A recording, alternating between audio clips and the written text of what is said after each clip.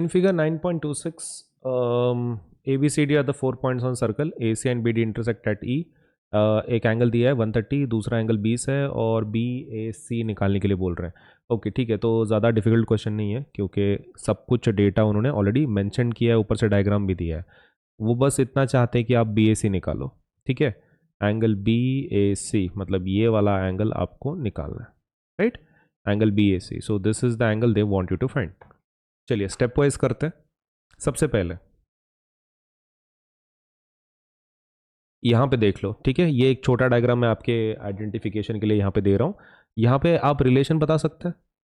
अगर ये 130 है, राइट, क्या है, ये लीनियर पेयर है, करेक्ट, क्योंकि B D is a line, no, तो बिकॉज ऑफ दैट ये कैसा पेयर हो जाएगा, लीनियर पेयर. इसी का इस्तेमाल हम लोग करेंगे. यहाँ पे बोलेंगे since B D is a line, since B D is a line, आप क्या बोल सकते हैं, एंगल बी ए सी क्या है, एंगल बी ई सी, और कौन सा एंगल लीनियर पेयर बना रहा है, सी ई डी, क्या बना रहा है, लीनियर पेयर. ओके, आप यहाँ पे रीजन लिख सकते हैं.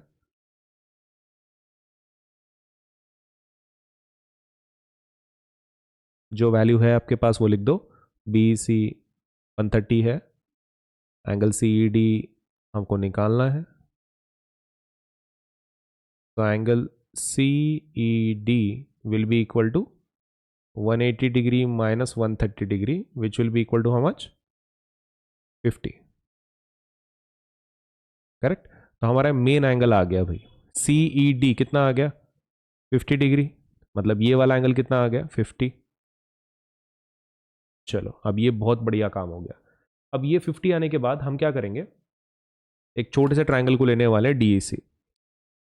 डी सी, ठीक है, आई होप आपको ये क्लियर हो रहा होगा. फिगर में डी सी कौन सा ट्रायंगल है, ये वाला, राइट, डी सी. अब यहाँ पर ये 20 है, अब भी अपन ने निकाला, दिस इज 50. क्या हम तीसरा एंगल निकाल सकते हैं, निकाल सकते हैं ना, एंगल सम प्रॉपर्टी यूज करके. एक 20 एक 50 है, तो हमको ईडीसी में इंटरेस्ट है, तो आराम से निकाल सकते हैं. चलिए लॉजिक यूज करते हैं. Angle D E C plus E C D plus E D C कितना होगा, 180, right. Reason, angle sum property of triangle, angle sum property of what, of triangle.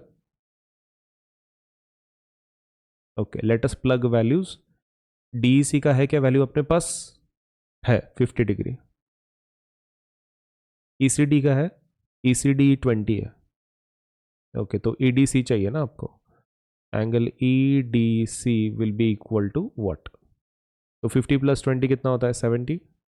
Angle EDC is 180. तो angle EDC कितना हो जाएगा फिर, 180 degree minus 70 degree, तो कितना हो जाएगा, 110, right, 110. So EDC is coming out to be 110 degree. ये हो गया हमारा एंगल, थर्ड एंगल. तो उसको भी प्लेस कर लेते हैं.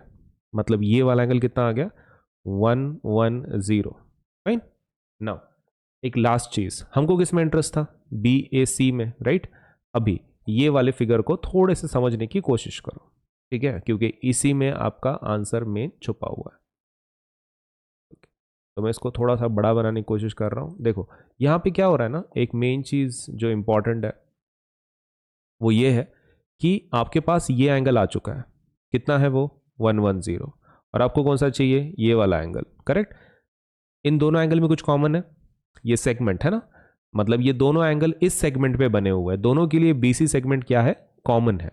तो बस इसी लॉजिक, इसी इसी इसी चीज का हम फायदा उठाएंगे और हमारा आंसर यहाँ पे लिख देंगे, ठीक है. सो ये वाला एंगल कितना है आपका, 110. चलो let us write the data first. क्या है एंगल, कौन से दो एंगल्स है वो, angle BAC and angle B D C या फिर ईडीसी, ईडीसी बीडीसी एक ही है ना, क्योंकि आप एंगल को ई से गिनो या फिर बी से गिनो, कुछ फर्क नहीं पड़ता है, राइट। इसको इसको आप इक्वल प्रूफ लिखना चाहते हो तो वो भी चलेगा, ठीक है। एक लास्ट स्टेप आप अगर बढ़ाना चाहते हो यहाँ पे, E D C is nothing but equal to angle B D C, है ना। इसका कुछ आपको रीजन लिखने की जरूरत नहीं है, ठीक है। खाली पॉइंट तो एक्सटेंड कर रहे हो ना आप, ई की जगह पे बी लिख रहे हो, it's one and the same thing. Angle B A C and angle B D C have common, क्या कॉमन है, have common segment, common segment है उनके पास, नाम क्या है उसका, B C, have common segment B C. So कौन किसको इक्वल बोल सकते हो आप, angle B A C is equal to angle B D C, ये दोनों एंगल्स इक्वल हो गए। रीजन क्या लिखेंगे, angles in the same segment, in the same segment are equal, right. अभी वैल्यू को प्लेस करते हैं, एंगल बी ए सी का वैल्यू है आपके पास, नहीं, वही निकालना है। बी डी सी का है, हाँ है ना, 110। अगर आप इसको नंबर देना चाहते हो तो आप वैसा कर सकते हैं, right. If you want to give it number तो आप यहाँ पे लिख सकते हैं from 1। Okay, so that is our final answer. I hope आपको डायग्राम के हिसाब से समझ में आ गया होगा। हमने क्या किया, सबसे पहले लीनियर पेयर का कॉन्सेप्ट यूज किया, उसमें से हमको पहला एंगल मिल गया, फिर एंगल सम प्रॉपर्टी यूज किया, हमको दूसरा वाला एंगल मिल गया, देन वी यूज थियरम जिस जो बोलता है angles in the same segment are equal.